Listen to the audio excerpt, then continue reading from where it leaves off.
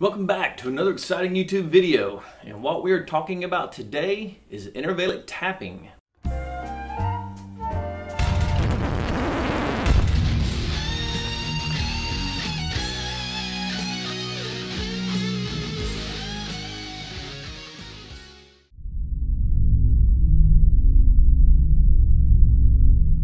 What we're doing today is we're going to work on intervallic tapping, and you may be asking yourself, what the hell is intervallic tapping? Well, I'm going to tell you what it is. It is tapping through intervals. The reason I like doing it this way is it's so much easier for me to find where I'm at and to know what I'm playing, as opposed to trying to figure out, do I play an A or C or D or, an A sharp or whatever it is. It's easier just to read the intervals. Now, granted, you do have to have some knowledge of theory. You have to know how the major scale works, and of course we're going to cover that real quickly here. Hopefully by now, if you're watching this video, you do know how the major scale works. And another thing that you will need to know is you need to know how chords work. A chord is a triad. 3 notes constitutes a chord. And of course you need to understand, the difference between major and minor chord, because you're actually moving the notes around. If you're doing, a G major or a G major augmented. Some basic theory before I get started into this, just to kind of give you an idea of how chord structure works. Kind of help you out along some things you'll kind of need to know, because if you're going to do obviously if you're going from a major third to a minor third, you lower the third a half step. If you are doing an augmented, and you're doing just a regular G major, and you're going to an augmented G major, you raise the 5th a half step.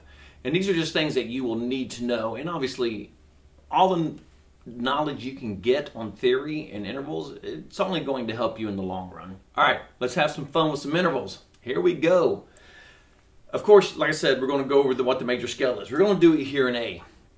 Pretty easy to know. Chances are you know it by now anyway. So if we start in A, and we're going to go 5, 7, 9, 5, 7, 9, 6, 7, 9, 6, 7, 9, 7, 9, 10, 7, 9, 10. That is our major scale.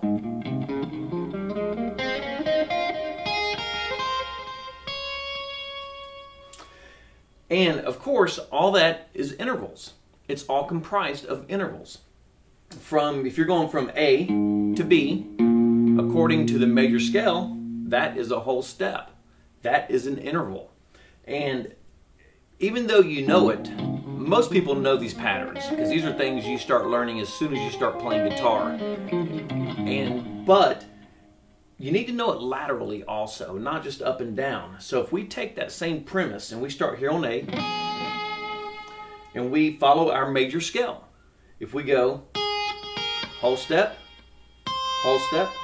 half step, whole step, whole step, whole step, half step, and of course this being an A. An A, because everything at the 12th fret starts over. And of course I'm on a 24 fret guitar, so I have 2 full octaves going up the neck. So knowing the major scale going up the neck, now we start to understand what our intervals are. If this is our root, this is our 2nd, 3rd, 4th, 5th, 6th, 7th, and then of course between 7 and 8 is a half step, which gives us the octave. A to A works the same thing, of course. Obviously, G to G, E to E, however you want to do it, it all works the same. Follow the major scale, pattern does not change if you're following the major scale. Okay, so let's say we're going to do some tapping now. Now here's a pretty cool little trick, which you may or may not already know. If you're tapping, am I tapping in major or minor? The reason I'm asking you that is because there's so many things that tap in a minor passage. And I never really thought about this till, it was a while back when it kind of started sinking into me. I was like, geez, everything I do is in a damn minor passage. Crazy Train, for instance, when you start tapping out Crazy Train starts, that's a minor. And then if you do Eruption,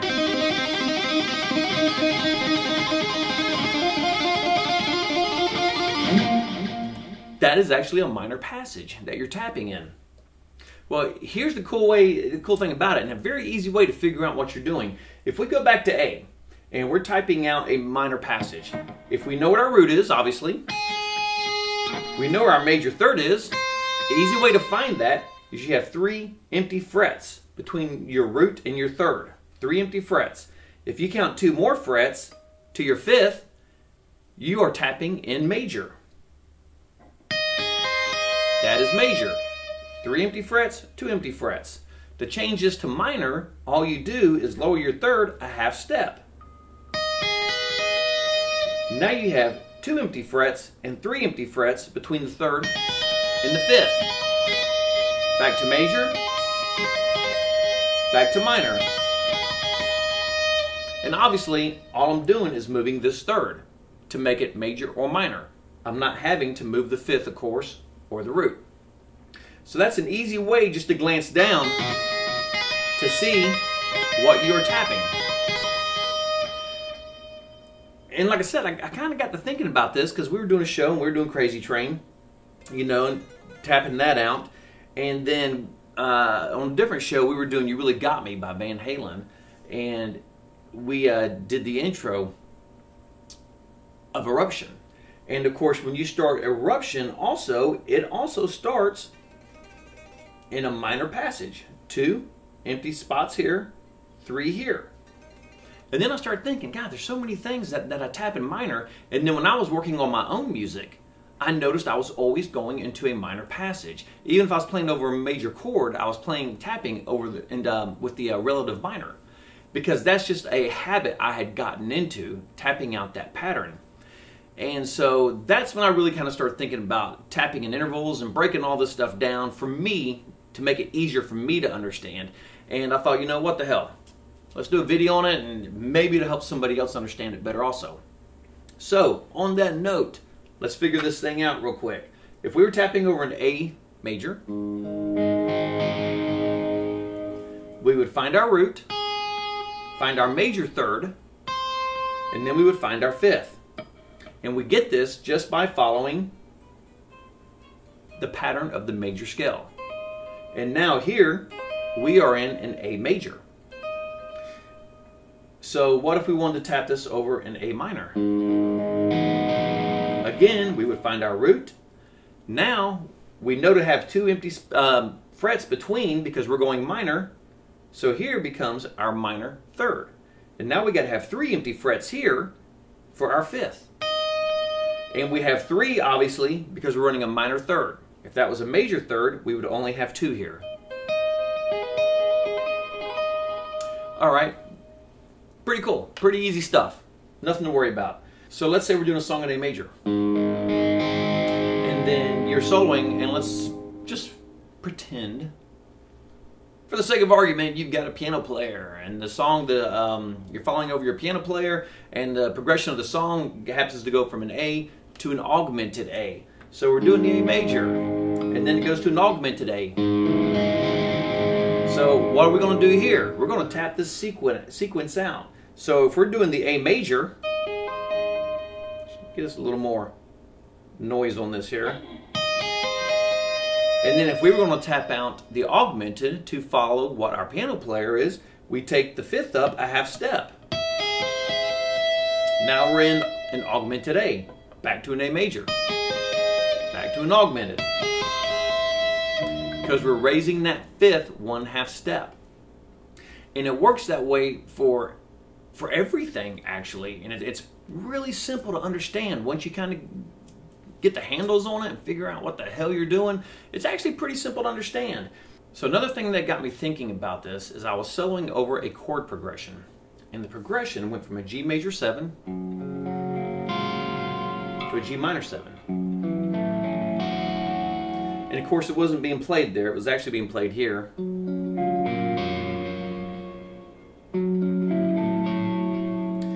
Because I was actually following that 7th. And playing it here, you really can't follow the 7th moving down and follow the 3rd moving down. And I'm going to show you what I'm talking about here. If I'm playing it a G major 7 here, okay, and I got my 7 on top, when I go to that minor, now I've got an octave on top.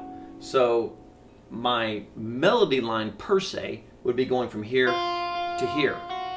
and that's not what we were doing. We were following the 7 and the major third, taking the step down. So we do it here. And you can hear both of the third and the 7 drop. And the point of that is, at first I was just going to solo over that, and I was just going to solo from a G major to a G minor. That's all I was going to do. And then I got to thinking about tapping through it, which again led me back down to the intervals.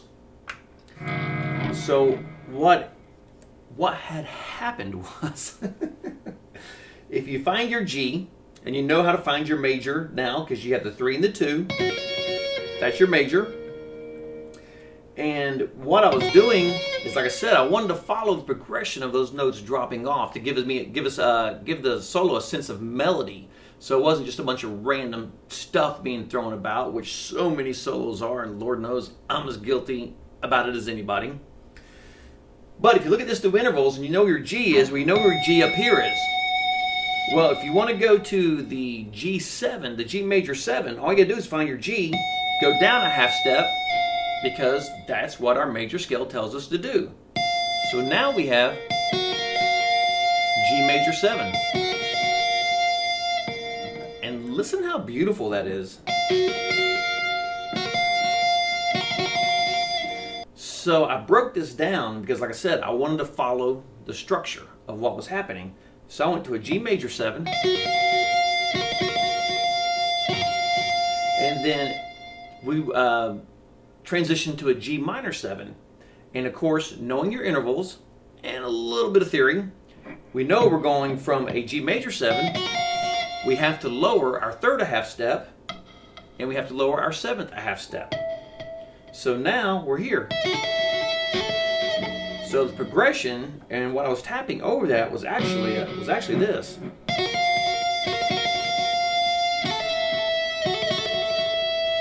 And that just sounded fantastic, because what I'm doing here is I'm outlining the chords. I am also moving from this major 3rd to the minor 3rd, which really gives the chord that pull down to that much sadder tone. But the nice thing about it is I was giving it a sense of melody, also playing off of the 7, since I've got the 7th on the top. And like I said, and that's what I was talking about. If we play the chords this way, my 7 is not on the top where I need it to be. It still would have worked, but it would not have sounded as good as opposed to playing it this way. Because you can hear everything shift down there. But it was very easy for me to outline that simply from glancing down, because I just know the intervals. So when I jumped on there, I mean, at a fly, I can jump to that G major 7 and then go to that minor and not even have to think about it, because I know exactly where my intervals are. And I know enough theory to know from here to here is a major 3rd to a minor 3rd, and I'm going from a major 7th to a minor 7th. And once you understand the premises of all that stuff and how to apply it, I promise you it's going to make soloing so much easier for you, especially tapping, because now once you get used to it, it's kind of like learning the frets.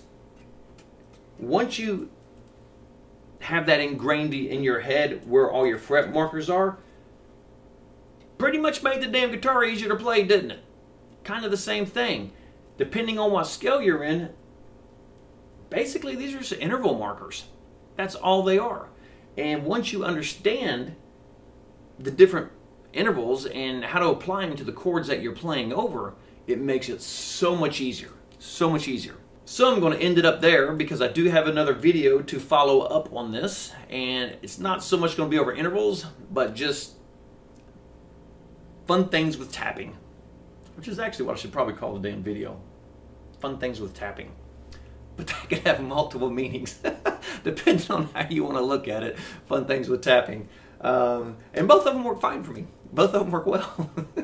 So on that note, if you have any comments, put it down in the comments section. If you have any questions, Put them down in the comments section. I will gladly answer them. And I love answering comments when people send me comments. And that's pretty fun. That's pretty fun. And it's I've actually had people sending me comments. They send it to me over Facebook. They watch the videos and then they message me. Could be creepy, but it's also pretty cool. It's also pretty cool because whatever little knowledge I have, I love to share it with people. And I enjoy doing that. I truly enjoy doing that. So there again, if you have any comments, put them in the comments section. Any questions, put it in the comments section. If you have any questions, I will definitely answer them. Please subscribe to my channel. And I love making these videos and having a great time doing this. Very hard because I have one of those jobs that, you know, causes you to work all the damn time. And again, that's how the hell that happened. Never going to go away. I'm going to have that the rest of my life as a reminder of how much I hate my job. Shit, I need to stop this video. Please subscribe. I'll catch you all in the next one. Until then, practice hard, play hard, and rock hard.